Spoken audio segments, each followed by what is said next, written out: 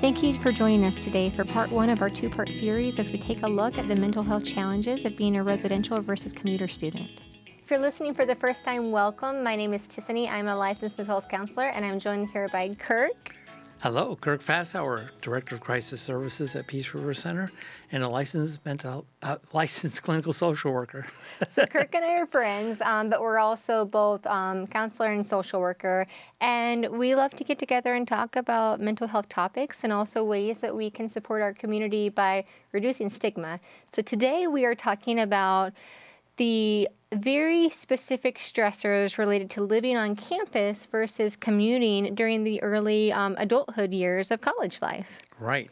And so, Kirk, I was a first-generation college student, and I was able to live on campus during my time away. And I can tell you there are a lot of very specific stressors that you face, moving away from home for the first time. Good. This is perfect because I am also a first-time generation college goer, but I was a commuter. And so our experiences were probably very, very different, and a different kind of stress and a different kind of campus experience, I'm sure, as a result. So I know, thinking about, the preparation for moving away, for me, there was a lot of guilt. So on one hand, I'm excited. This is a dream of not only, of mine, but also of my family. They had worked very, very hard. They struggled, and it was their dream that their child would go to college, something that they had been unable to do just to, due to life circumstances. Right. But also, I think that a lot of it was them being able to fulfill that dream through their child. So there was this sense of, I've got to do this for my family, and I'm carrying this weight of our legacy, but also that really true sense of, I'm leaving my family. At the time, my father had passed away when I was 15, and so, it was my mom and my younger sister and myself, and I really had probably stepped into a parental role without the permission of my sister and not appreciated by my Right. sister. But, anytime there's a change in your family dynamics, there's a change in your family dynamics. Right. And I know that it was a very weird situation of, I felt guilty leaving because part of me absolutely felt like a 17-year-old kid, starting college. But the other part of me felt like I'm an intricate part of this family system. And if I leave, there's going to be another hole. So there was a guilt associated with leaving. Yeah. There's that transition. I mean, this, like you said, the family anticipation of you going off to college and making that step and leading the way. And then there's also the sense, while it's still exciting, don't misunderstand what I'm saying here as far as going off to college can be an adventure. It can be very exciting, and you love your family, you care for your family. Some people are like, I need to get out of here as quickly as possible. And then there's that opportunity. It's also, you've got some loss issues to contend with, as in your case. The loss of those connections you had back in your home if you move far away. And I know some colleges, for freshman year, they require that you actually live in the dorms now, which was not the case or at least I never even explored that, I should say. But I don't think it was the case when I was an undergrad. And so the options there for going away, you got the grief and loss, the change in social networking. But that's one of the pros to having lived on campus would be to have that immediate access to a lot of resources, a lot of socializing that goes on. Well, I would say that's true because, growing up in a very small town, I think that we at the time had 3 red lights, 1 flashing light. Oh. And so everyone knew you. Everyone knew everyone. If you weren't related to someone, you knew them at least. And so I had never been known just for me. I had only ever been known within the context of she's so-and-so's daughter or she's so-and-so's sister, right? And so, the people that knew me as part of that family unit. Right. Oh, that's interesting. Right? Yes. And so no one knew me, just Tiffani. And so I moved away to college, several hours away, still in Florida. And actually, one of my childhood friends, she was my roommate, so we went together. And I actually have a picture of both of our moms pregnant with us, in the picture. Oh, nice. And so we've known each other Nice. literally before we were born. And so I remember going there, and there was a sense of comfort in that somebody knows me. Somebody is able to anchor me because she knows the real me. But no one else does, and no one else knows what I'm good at or what Right. I'm known for or the things that make me special. So there was this level of, I've got to prove myself, and I've never had to do that before. So I was going to ask you, yeah. So with that, because that happens for a lot of our listeners and viewers, that they're going to have that total disconnect from their social support network, which is stressful and difficult sometimes. Did you see that as an opportunity to change? Because if there were parts of me that in my social circle, I was like, I could probably do something better. And Right. I had an opportunity to change. I could do that in this kind of situation, kind of reinvent Sure. yourself, Did Yeah. you see that as that or as an opportunity to, I think, like you said, prove yourself? Yeah, well, definitely I think that there was this kind of like both, because on one side, for those of, in the world, those of you that have known me, personally, people have described me as having a very big personality and as being a lie, loud and all of these things. And I remember specifically my friend that was my roommate, one time we were going away and we were flying for the first time. So she and I experienced a lot of firsts together. And I remember her sitting me aside and saying, I don't want to get arrested. I'm going to need you to be on your best behavior in the airport. Oh. Which, I wasn't wild, but just I have a big personality, I like to make people laugh, those sorts of things.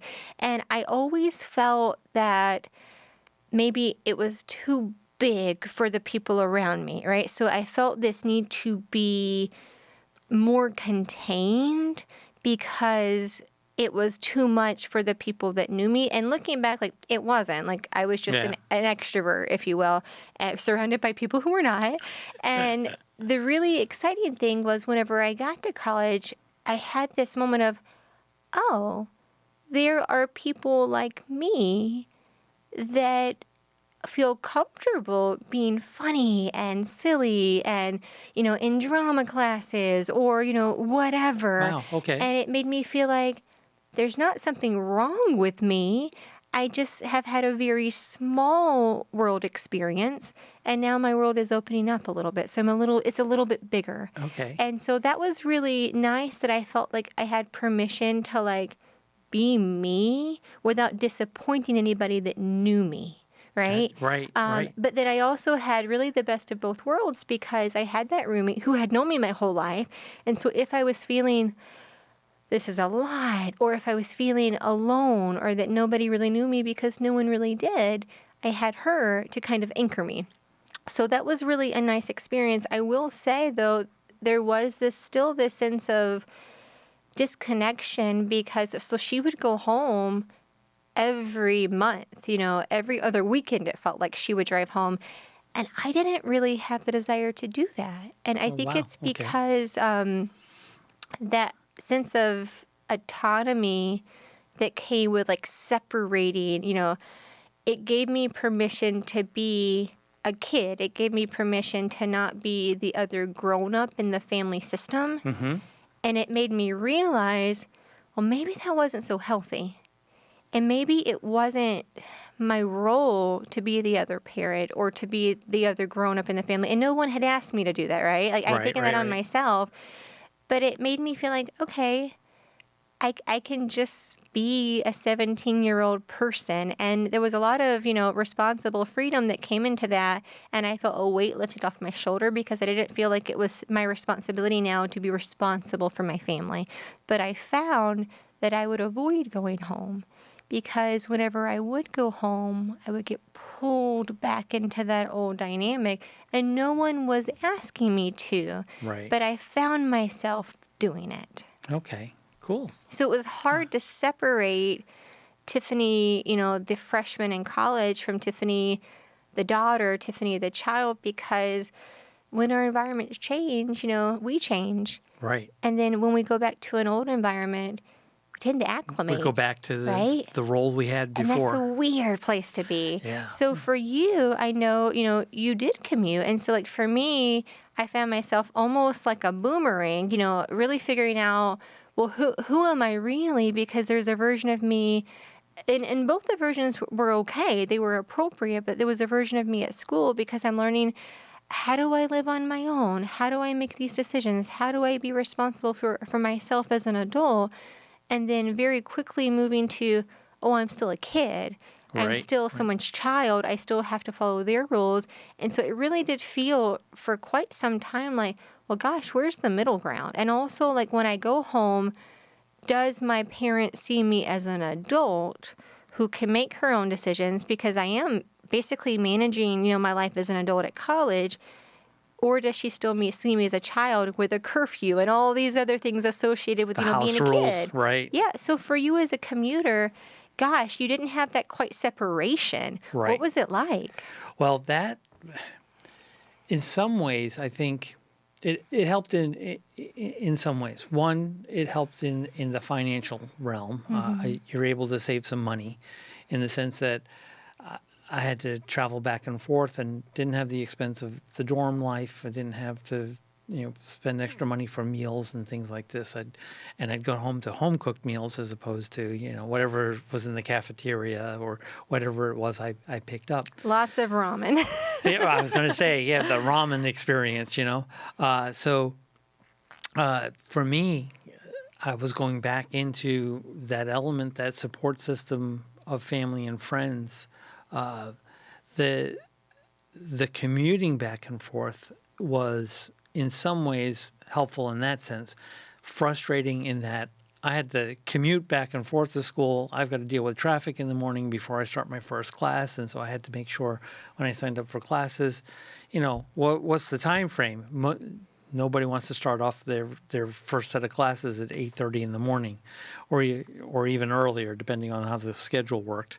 So how far away were you from your college? I was about my commute for undergrad was about just a little over an hour. So every day you'd have Every to day. drive, that you had classes? Every day. And, in doing my schedule, I tried to clump them together so that I only drove once. Now, I hung around campus all day, but then you're lured into other things when you've got wide gaps. You get a class in the morning, you don't have another class for 4 hours.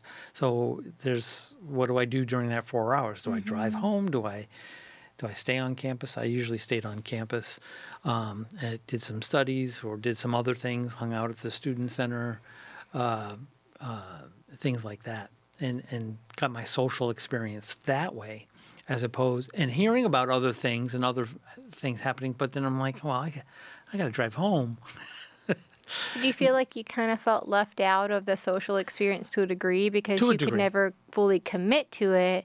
Exactly. Because you had to go home. That's a good word. The commitment to the campus life was not as strong for me as a commuter because there is a bit of a disconnect. Because I had the huge safety net of my family and my friends back at home, and I didn't have to necessarily force my socialization on campus.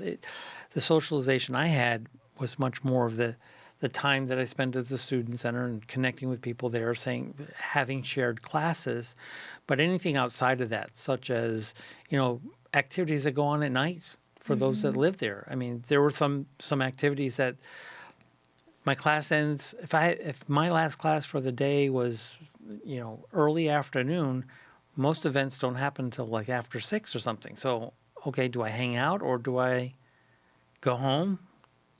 Do whatever I need to do at home and come back.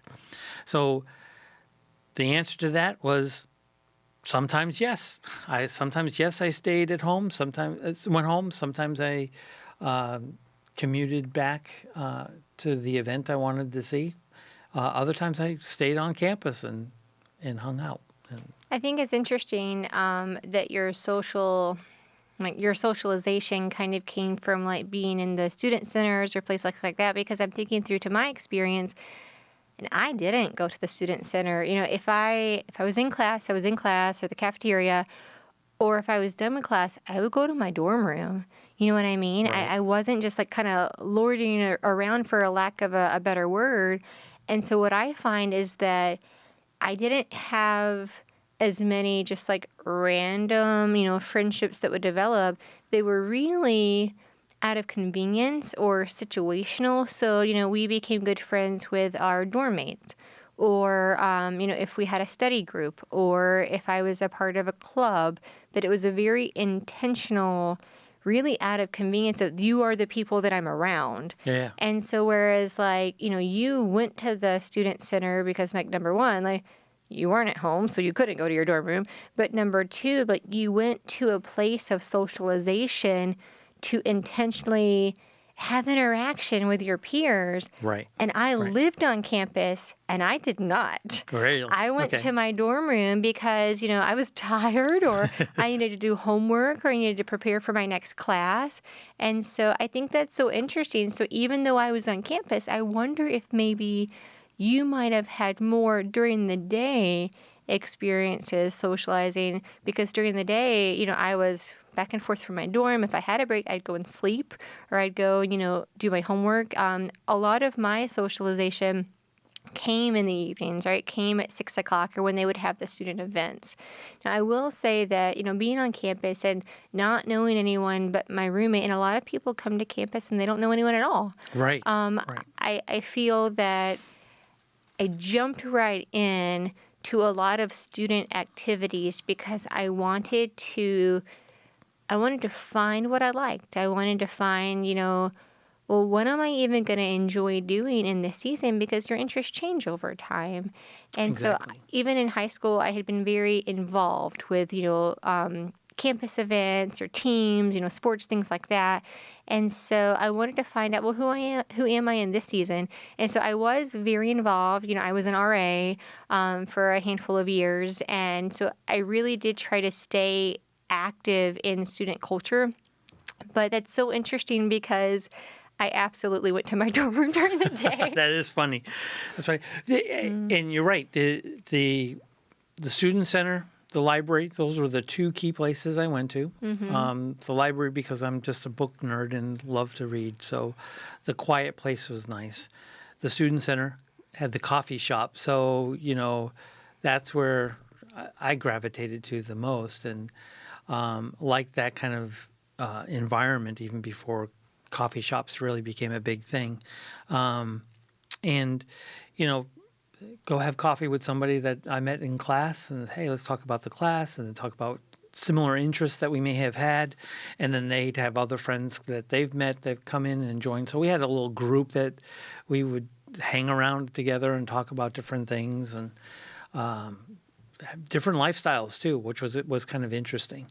And some of the activities that I had hoped that I would have gotten involved in, there really wasn't that opportunity, or there wasn't that time, because not only did I commute home, but I also had a job, so to help pay for the books and things that I had. So the working as well as going to school made it even more challenging, because there were some activities that I didn't get to because of the work. I got to pay for the bills, which you learn early on. Well, and thinking about those like practical realities of, sleep and food and, expenses, I'm thinking through my first semester what it was like, and I can tell you there definitely was this sense of like finding a rhythm, because at home, your parents, if you have, if you're living with parents at home, they, typically are going to dictate, how late you can stay out, or they're going to dictate, okay, it's time for bed, or this is what we're having for dinner. Right. And that was not the case. So nobody was my home monitor, right, telling me, okay, it's time for you to go to bed.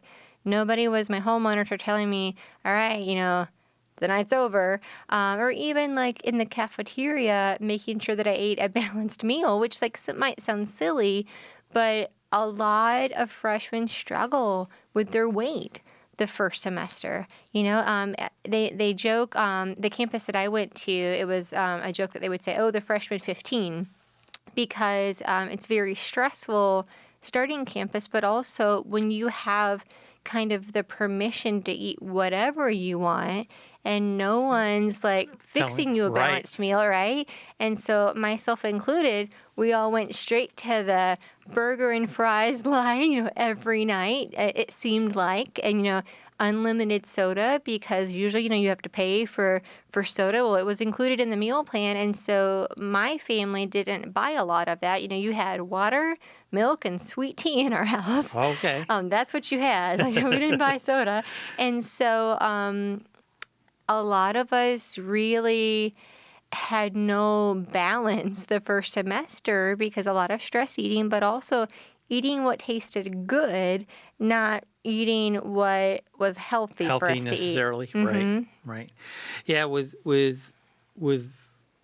the commute back and forth, I mean, one of the things my family put in place was, okay, you're going to be a responsible adult, and so you talk about house rules. One things I had to do because I was working and going to college and going back and forth was to pay room and board. So I contributed to the household expenses. Did you really? Yes. So I learned early on the importance of a budget because I also had to pay for my gas to get back and forth to school and the upkeep of my car, which if that broke down, you learn to use public transit to get to classes or you miss class. I mean, you had those choices. And so there was a different kind of struggle, different learning experience. But I do think it contributed to my independent nature.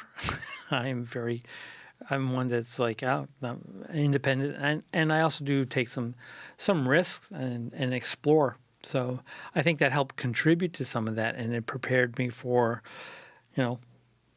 more adult life. Well, you are very good at adapting, I have found, and you're very good at problem solving. I feel like no matter what situation comes your way, you take a minute, you process it, and you move forward. And I've never seen you in a situation to where someone presented an issue and you're like, well, gosh, I don't know what to do.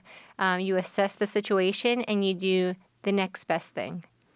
Yeah, and I think that's part of having grown up in that style and transitioning into adulthood is, here you've got the foundation was there. I mean, my parents gave me a very good foundation for independence, and because I learned to cook on my own at a very young age, because my household.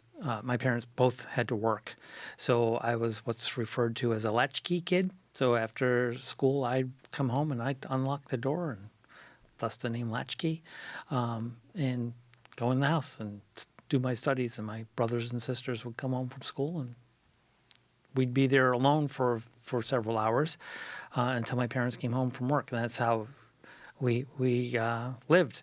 And so, yeah, I learned to cook early on my own and things like that. So see, I did not. I come from a very Southern family, and I know every family is different. Right. But my mom cooked every meal. She did everyone's laundry, and it's not that we didn't want to do it. We weren't asked to do it, and it did not occur to us to do it, right? And so whenever I went to college, I think I've told you before, I had a guy on campus approach me and say, hey, I'll pay you $10 a load if you can do my laundry. And I said no, Tiffani. But then secretly it was also because I didn't know how. Right? But I didn't want to say that out loud. And so thank goodness and it sounds so silly, but thank goodness for my friend and thank goodness for the internet, because I didn't learn these things. And I should have, I think. There should have been some sense of like, maybe I should have known to like prepare myself in this way. But my friend who was my roommate, she was one of several siblings, and she knew. I think she was born knowing how to do all these things. And so I learned so much, but I remember really trying to figure out, well, what do I do? Like, how do I do this? What do I not know? And even learning how to cook. Some things I learned from watching other people, and some things I learned from Googling it. And like, how do I make this? How do I do that? Because I didn't know. Wow. But also there was this sense of embarrassment of probably all of my peers know, and I don't. And I know you and I have talked before of, social media can be a hindrance to our self-esteem and also to our mental health, but the internet can also be a very powerful tool Absolutely, of equipping right. you for things that maybe you don't know and you don't want anyone else to know you don't know. Right. And it's a great thing. Unfortunately, during my formative years, internet did not exist. Oh, there was no internet for you. No. So it was hands-on learning. And funny you mentioned laundry.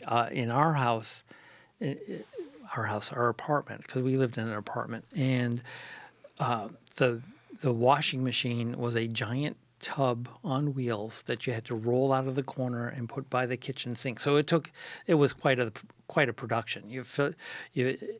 The hose ran from the kitchen sink into the tub to run the water through, and the drain ran into the drain of the sink. And it had these rollers, what the rollers did was squeezed out the water of the clothes. Oh my goodness. As you wash it, you'd feed it through to So the try most to- complicated part for me was knowing which button to push. Yep. So you and I had very different Yes. experience. Nope. Or how much Actual tub. detergent do I put in? So you had It was quite an experience. hands-on. Oh yeah, big time hands-on. my And if you gosh. weren't careful, sometimes you could get your hand stuck in the roller. Yeah. That was the biggest fear. One of the things I think, looking back, you're talking about the formative years, like what shaped you. There were so many moving pieces of my college experience. So, we did struggle financially at times. And so I've lost track of how many, jobs I had, Right. during campus, but also how many on-campus jobs I was able to have, which I know this might have been different for you, but because I lived on campus, I was able to start early in the morning, or I could do something late at night. I did, have the ability to have a car, but my first, not several semesters, but my first couple of semesters, I worked on campus. And so I didn't need a car. So I really didn't use a lot Nice. of gas. And so I was a teacher's assistant. I worked, in this place. I did that. I did this. And so it was really nice to be able to have those experiences, which probably was a benefit of living on campus. But also, I think that helped shape my ability to time manage because I had to have a lot of moving pieces. I had to have a lot of schedules that had to line up, and I had to be very intentional about my time because I had to be here from this time to this time. Then I had to be here, then here, then here. And all of these times answered to a different person. Right. And so looking back, I can definitely see now that has benefited me because even in the midst of a lot of things going on, you take a breath, you look at your schedule, and you do it. You make it work. And so I think that did help strengthen my threshold of you can do a lot of things. You can have a tight schedule. You still need your self-care to be able Right. to make that sustainable. But you can be busy for short periods of time as long as you're balancing it. And I think that helped me to develop a threshold of not being so overwhelmed because life can be very busy. If you enjoyed our show, please hit the like and subscribe button. If you or someone you know is struggling with any mental health issues, locally here in Central Florida, you can call us at 863-519-3744. Or if you're listening from areas outside of Florida, you can dial the national number, 988.